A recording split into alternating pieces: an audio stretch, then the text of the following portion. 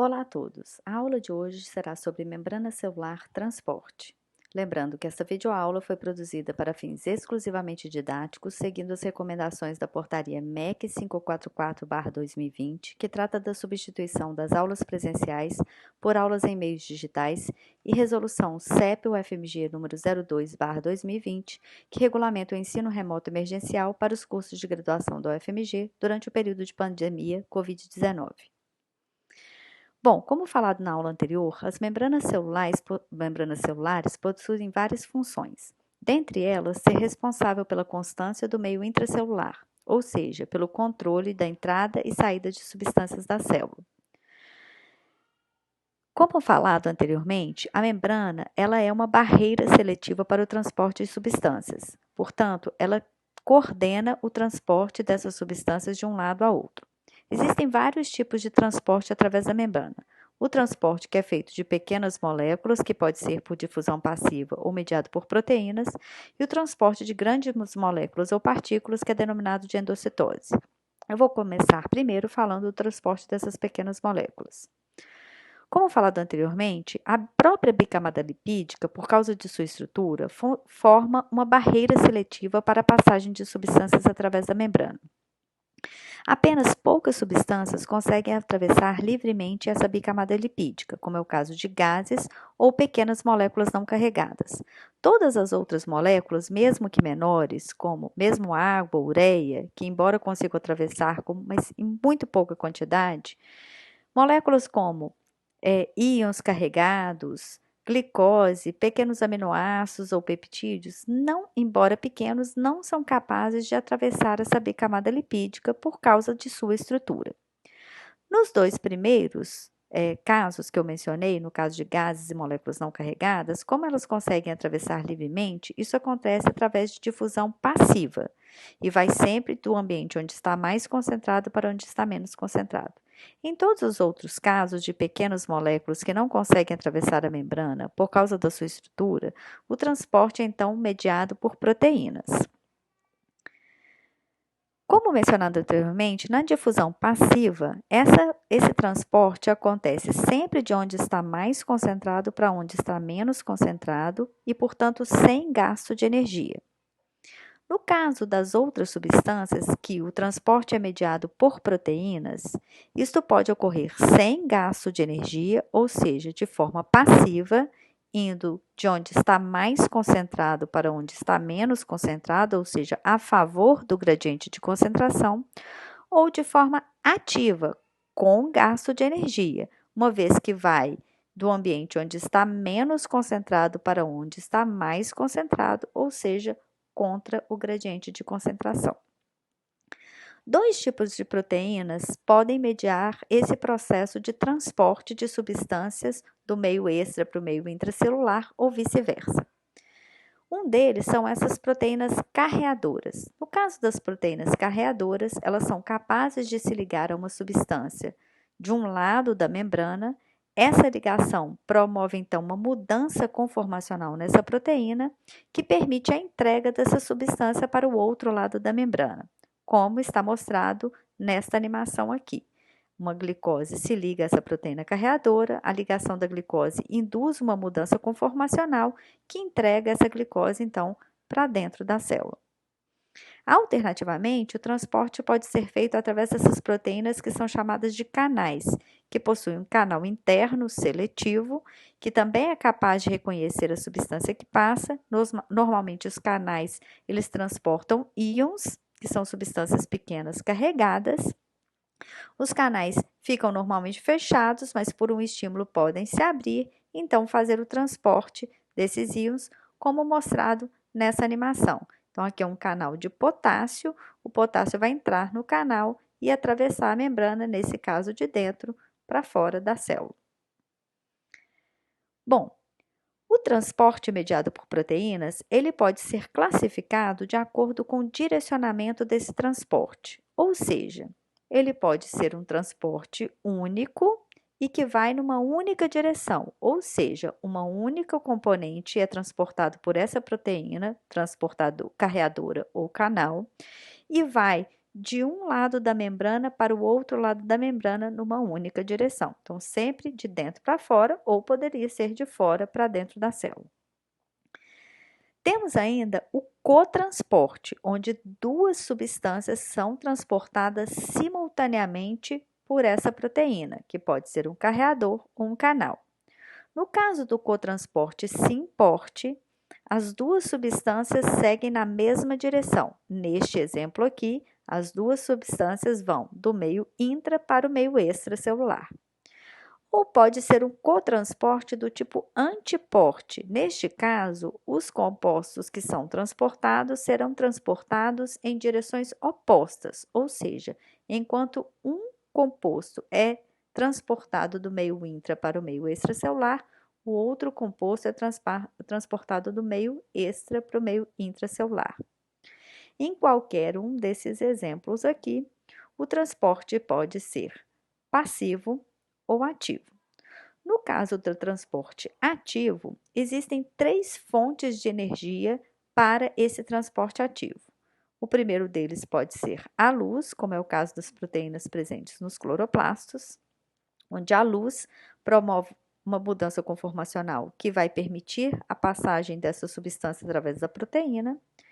Pode ser mediado por ATP, no qual uma molécula de ATP, ou seja, adenosina trifosfato, ela se liga a essa proteína, é clivada, essa clivagem do ATP em ADP promove uma mudança conformacional que faz com que, então, essa substância seja transportada de um lado a outro.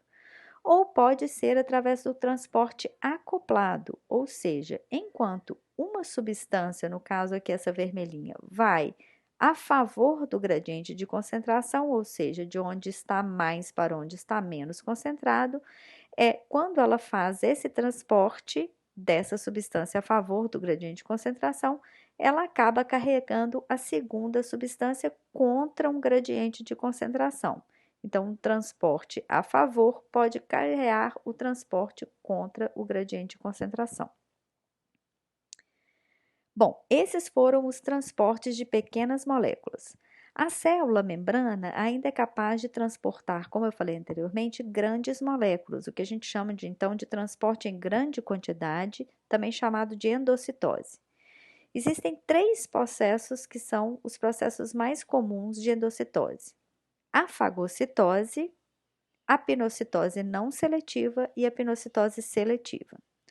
A fagocitose é quando há ingestão de partículas sólidas, como é o caso, por exemplo, de células do sistema imune que englobam bactérias, por exemplo, ou patógenos que invadem nosso organismo. No caso da pinocitose, seletiva ou não, ela ocorre a ingestão de moléculas maiores, porém diluídas no meio.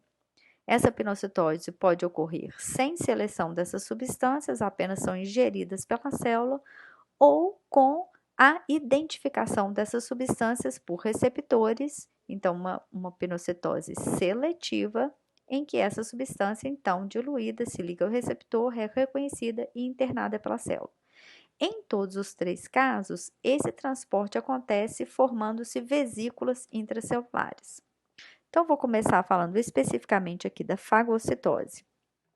A fagocitose, como mencionado anteriormente, é um processo de transporte em quantidade de substâncias sólidas e que tem a função, por exemplo, de defesa no nosso organismo. As células do sistema imune que reconhecem patógenos são capazes de eliminar esses patógenos através do seu reconhecimento e fagocitose, ou seja, internalização e depois degradação desse patógeno. A fagocitose, ela também pode ser para alimentação. Então, para geração, para degradação de substâncias e geração, então, de subprodutos que serão usados como fonte de energia para a célula. Além disso, a fagocitose pode ser importante para a remoção de células mortas. Então, células que morrem no nosso organismo são fagocitadas por células específicas, por fagócitos profissionais, e são removidas do nosso organismo para não gerar um processo inflamatório. Durante o processo de fagocitose, a a partícula a ser ingerida é reconhecida por um receptor. Esse reconhecimento gera uma formação de projeções de membrana, como é mostrado aqui. Essas projeções de membrana são chamadas de pseudópodes.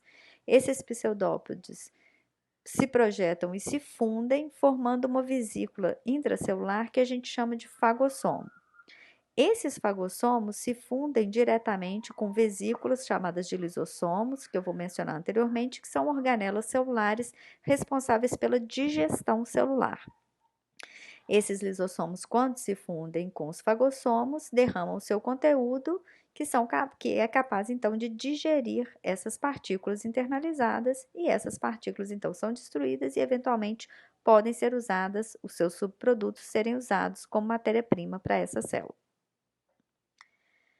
Além da fagocitose, como eu falei, a endocitose tem ainda outros dois processos que são chamados de pinocitose, que é a ingestão de partículas que estão diluídas no meio.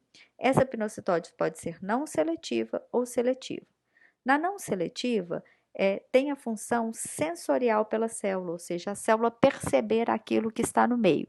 Então, a célula internaliza substâncias sem um reconhecimento específico, formam vesículas, essas vesículas também, posteriormente, vão se fundir com o lisossomo numa via específica e serem degradadas pela célula. Na pinocitose seletiva, esse processo acontece mediado por um receptor. Então, esse receptor reconhece a proteína que deve ser endocitada, e isso induz uma invaginação da membrana, assim como foi aqui na pinocitose não seletiva. Essa invaginação de membrana forma então uma vesícula interna. Essa vesícula interna, como na pinocitose não seletiva, vai ser usada então, vai ser encaminhada pela via endocítica e para degradação. Na pinocitose seletiva, a mais comum delas é aquela que envolve uma proteína chamada de clatrina. Na pinocitose seletiva, um composto se liga ao seu receptor e a ligação a esse receptor induz o recrutamento dessa proteína chamada de clatrina. A clatrina, ela tem a função de se ligar a essas proteínas, a esses receptores na face interna da membrana e provocar uma curvatura nessa membrana para auxiliar o processo de formação da vesícula. Então, aqui a gente tem a pinocitose mediada por receptor. Nesse exemplo aqui, a gente tem a partícula de LDL. O LDL é o Low Density Lipoprotein. Essa LDL se liga ao seu receptor e a ligação a esse receptor, como mencionado anteriormente, induz o recrutamento e polimerização da clatrina. A clatrina, então, induz um processo de invaginação da membrana para a formação de uma vesícula intracelular. Essa clatrina, ela se polimeriza e a sua polimerização é que induz o processo de invaginação. Após esse processo de invaginação, essa vesícula se destaca, entra para dentro da célula, perde essa capa de clatrina e essa vesícula, então, entra para dentro da via endocítica, como é mostrado nessa animação aqui. Então, a gente tem o colesterol se liga ao seu receptor, como vai ser mostrado aqui. Então, essa partícula do colesterol, formada por lipídios e proteínas, carreadoras desses lipídios. Essa partícula de colesterol ela é capaz de ser reconhecida pelo receptor na superfície da célula, que é o receptor do LDL, e a ligação do receptor, como eu falei anteriormente, induz a polimerização da clatrina, que está mostrada aqui em verde.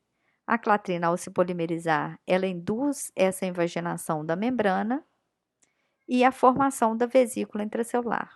Uma vez dentro da célula, ela perde essa capa de clatrina e as vesículas, então, vão se fundir com um endossomo primário.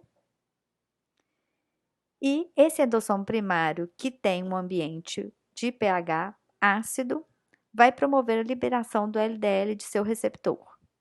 O receptor, então, é reciclado de volta para a membrana celular e essa vesícula aqui contendo a partícula de LDL, então se funde com o lisossomo e vai ser degradada para a utilização dessas substâncias pela célula, tanto dos peptídeos quanto dos lipídios. Então, todo o processo de pinocitose seletiva que envolve clatrina vai acompanhar essa mesma via. Em todos os dois casos, tanto na fagocitose quanto na pinocitose, seja ela seletiva ou não, o destino final dessas vesículas são os lisossomos, a fusão com lisossomos. Os lisossomos, como dito anteriormente, são organelas responsáveis pela degradação intracelular e são organelas que possuem um pH extremamente baixo, em torno de 5, enquanto o pH do citossol é em torno de 7,2, e contém no seu interior várias enzimas hidrolíticas, ou seja, que promovem a quebra de substâncias utilizando a água, como nucleases, proteases, glicosidases, lipases, fosfatases, sulfatases, fosfolipases e assim por diante. E tudo que se funde com o lisossomo vai ser degradado em partículas menores. Essas partículas menores vão ser reaproveitadas pela célula e o restante vai ser eliminado da célula. Então, os lisossomos são a via final do transporte em quantidade na célula, tanto por via fagocítica quanto por pinocitose, e vai realizar então a degradação das substâncias que foram internalizadas. Essa era o que eu tinha para falar sobre transporte hoje. A literatura utilizada para essa aula está determinada nesse slide. E eu lembro novamente que esta videoaula tem fins apenas exclusivamente didáticos e segue as recomendações da Portaria MEC 544/2020 e Resolução CEP-UFMG número 02/2020, que regulamenta o ensino remoto neste momento de pandemia Covid-19.